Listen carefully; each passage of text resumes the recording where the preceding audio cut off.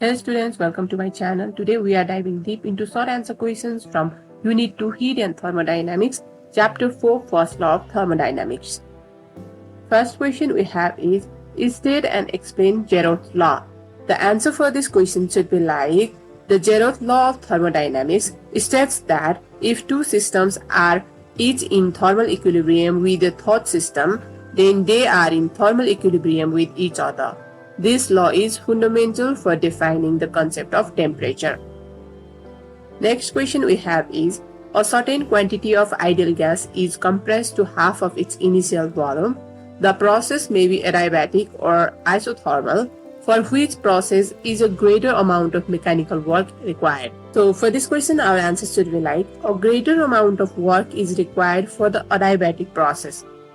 In an isothermal process, the temperature remains constant and the pressure increases proportionally as the volume decreases. In an adiabatic process, no heat is exchanged with the surroundings, so the temperature increases as the gas is compressed, leading to a greater increase in pressure and therefore more work done. Next question, what are the limitations of the first law of thermodynamics? The limitations of first law of thermodynamics are, it does not specify the mechanism of heat transfer, because the first law only accounts for the total energy entering or leaving a system, but it does not specify how the energy is transformed. They also ignore the quality of energy, because first law treats energy as a scalar quantity, meaning it does not distinguish between different forms of energy in terms of their ability to do work. They also does not account for entropy, because first law deals with energy conservation and it does not address the concept of entropy, which is a measure of the disorder or randomness of a system. They also does not address spontaneous process. It does not give any information about whether a process will occur spontaneously or not. The first law of thermodynamics only applies to closed or isolated systems where energy transfer is the main focus. First law of thermodynamics cannot explain heat flow without temperature gradient. It alone doesn't describe the conditions under which heat flows. It does not address microscopic interaction, because it is a microscopic law that deals with overall energy changes, but it does not explain the microscopic interactions at the atomic or molecular level that lead to those energy changes. First law of thermodynamics has limited applicability to non-ideal systems. For non-ideal systems such as real gases or systems with significant quantum effects, the first law might need modifications or additional terms to fully describe energy changes. Next question we have is, the internal energy of a compressed gas is less than that of a rarefied gas at the same temperature. Why? The answer goes like this. When the gas is compressed, the molecules are closer together, leading to stronger intermolecular attraction, which reduces the potential energy of the system.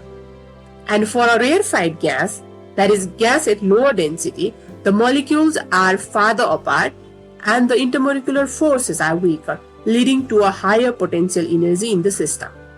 Thus, at same temperature, the compressed gas may have a lower internal energy because of the decrease in the intermolecular potential energy, while the rarefied gas may have a higher internal energy due to weaker intermolecular forces and higher potential energy. Next question we have is, why does the temperature of a gas drop during an adiabatic expansion? This is very important question. So for this, our answer should be like, during an adiabatic expansion, the gas uses its internal energy to do work on the surrounding and there is no heat added to the system to replenish the energy. So to compensate for the work done, the internal energy of the gas decreases. As the internal energy decreases, the temperature of the gas drops. Next question we have is, why does a gas have two specific heat capacities? A gas has two specific heat capacities because the amount of heat required to raise the temperature of a gas depends on whether the volume or the pressure is kept constant during the heating process. The specific heat capacity at constant volume, denoted by CV, applies when the volume is held constant and no work is done by the gas, so all the heat goes into increasing the internal energy and temperature. The specific heat capacity at constant pressure, denoted by Cp, applies when the pressure is held constant and the gas does work to expand, so more heat is needed to achieve the same temperature change. Next question we have is, explain the significance of the first law of thermodynamics. Hence, write its expression in terms of change in entropy of the system. So as we know that the first law of thermodynamics is a fundamental principle that expresses the conservation of energy in thermodynamic system. It is significant for the following reason, because it tells about the energy conservation, meaning that it ensures that energy is always conserved in any physical process, whether the system is closed, isolated, or undergoing heat exchange. It links heat and work. It quantifies how energy added as heat is used to change the internal energy of a system to perform work on the surrounding. First law of thermodynamics is significant because it guides thermodynamic processes. It is a key principle for understanding processes like heating, cooling, compression, and expansion, allowing us to analyze a wide variety of thermodynamic systems.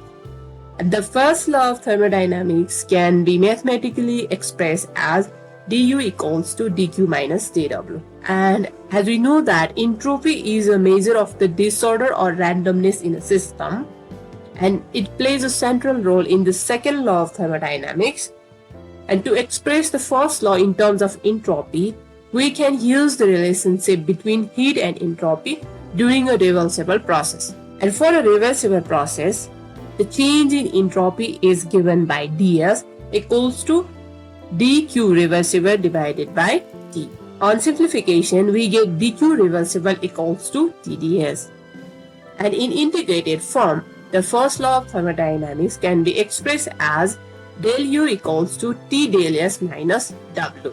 Next question we have is, why is the specific heat capacity of gas at constant pressure, that is Cp, greater than its specific heat capacity at constant volume Cv? It is also very important question from exam point of view. So for this question, our answer should be like, at constant pressure, the gas performs work during expansion. This work requires additional energy, so more heat is needed to achieve the same temperature change compared to the case of constant volume. And at constant volume, since no work is done, all the heat goes into raising the internal energy of the gas, which increases the temperature. Therefore, less energy is required to achieve the same temperature change at constant volume.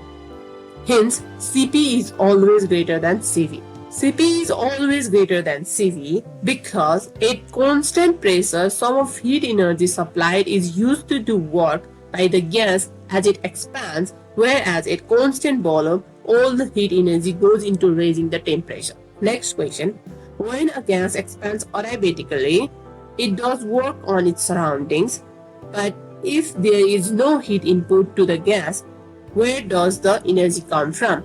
The energy required for the gas to do work during adiabatic expansion comes from the internal energy of the gas, which is related to its temperature.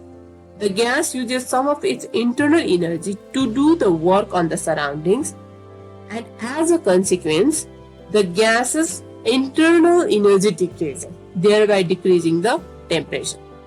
Next question, can heat be considered as a form of potential energy? Heat cannot be considered a form of potential energy because heat is transfer of energy between systems due to temperature differences, and potential energy is stored energy based on an object's position or configuration within a force field. Heat is related to the kinetic energy of particles and is not a form of stored or positional energy. Next question, when we blow on the block of our hand with our mouth wide open, we feel warm. But if we partially close our mouth to form an O and then blow on our hand, our breath feels cool. Why? When the mouth is wide open, the air moves slowly and doesn't expand much, so it feels warm. And when the mouth is partially closed, the air is forced out at a higher speed and expands rapidly. This expansion is nearly adiabatic, causing the air to cool down due to the decrease in internal energy. Next question, Air escaping from a tiny hole of a tube is felt cool. Why? The coolness we feel when air escapes from a tiny hole is due to the adiabatic expansion. And as the air expands rapidly from the higher pressure inside the tube to the lower pressure outside, it loses internal energy, leading to a decrease in temperature, which makes the air feel cooler. Next question we have is, milk is poured into a cup of tea and is mixed with a spoon. Is this an example of a reversible process? So our answer for this question should be like no, because this is not the example of reversible process that can be returned to its initial state without any change in the system or its surrounding. Mixing milk and tea is an irreversible process because it would require a significant amount of energy and effort to separate the milk from the tea and return them to their original states. Next question we have is, a system is taken from state A to state B along the three paths shown in the adjacent figure. Along which path is the work done by the system greatest and the least? Give reason. For this question, as we can see, path 1 has the greatest work done because the area under the curve is largest for this path. The work done in the thermodynamics process is represented by the area under the curve on a PV diagram.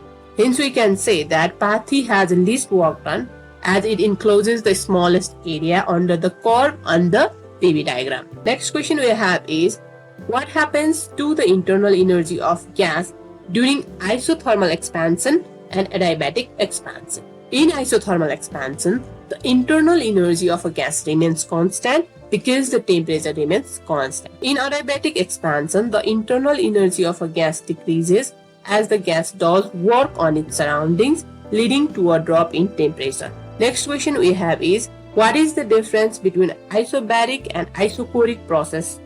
Explain. So isobaric process is where pressure remains constant, whereas isochoric process is where volume remains constant. In isobaric process, volume can increase or decrease, but in isochoric process, volume remains constant. In isobaric process, pressure stays constant, but temperature and volume can change. But in isochoric process, pressure changes with temperature since volume is fixed. In isobaric process, work is done by or on the gas and is given by W equals to P del V. But in isochoric process, no work is done by the gas, that means W equals to 0.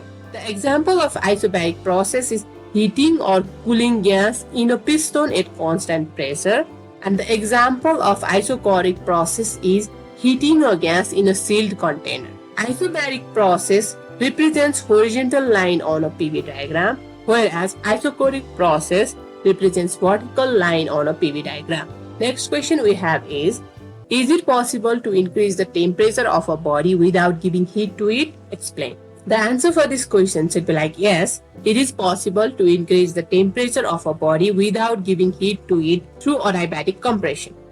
When a gas is compressed adiabatically, work is done on it, increasing its internal energy and temperature without any heat exchange. Next question. Is the internal energy of an ideal gas the sum of kinetic energy and potential energy at a temperature greater than absolute zero? Explain. The internal energy of an ideal gas is entirely the kinetic energy of the molecules because ideal gases are assumed to have no intermolecular interactions. Therefore, the internal energy does not include potential energy at any temperature, even if it is greater than absolute zero. All the energy is stored as kinetic energy of the particles. Next question. A cylinder filled with a gas is being carried inside a fast-moving train. What changes will there be in the internal energy of the gas? When a cylinder filled with gas is carried inside a fast-moving train, there is no change in the internal energy of the gas due to the motion of the train, because the internal energy of gas depends on factors like temperature, pressure, and volume, and not on the speed of the train. Next question we have is, what do you mean by the internal energy of a gas? The internal energy of gas refers to the total energy of its molecule, which includes their kinetic energy and potential energy It represents the energy stored within the system at a given state. Next question. Why does internal energy remain constant in an isothermal system? In an isothermal process, the temperature of the system remains constant throughout the process. Since the internal energy of an ideal gas depends only on its temperature, the internal energy stays constant in an isothermal process. Next question we have is, what is meant by adiabatic expansion? Explain. In an adiabatic expansion, a gas expands without exchanging the heat with its surrounding. The gas does work on the surroundings by expanding, which decreases its internal energy and causes a decrease in temperature. So there is no heat transfer between the system and its surrounding. Last question we have is, distinguish between an isothermal change and adiabatic change. In isothermal process, temperature remains constant, while in adiabatic process, temperature changes, that is, decreases for expansion and increases for compression. In isothermal process, heat is exchanged with the surrounding, while as in adiabatic process, no heat exchange occurs. In isothermal process, internal energy remains constant, whereas in adiabatic process, internal energy changes due to work done. In isothermal process, work is done by or on the gas, but heat compensates for the energy used. While in adiabatic process, work is done using the internal energy, causing temperature changes. In isothermal process, pressure-volume relationship is given by Pv equals to constant, while in adiabatic process, pressure-volume relationship is given as Pv power gamma equals to constant. The example of isothermal process is expansion or compression of a gas at constant temperature.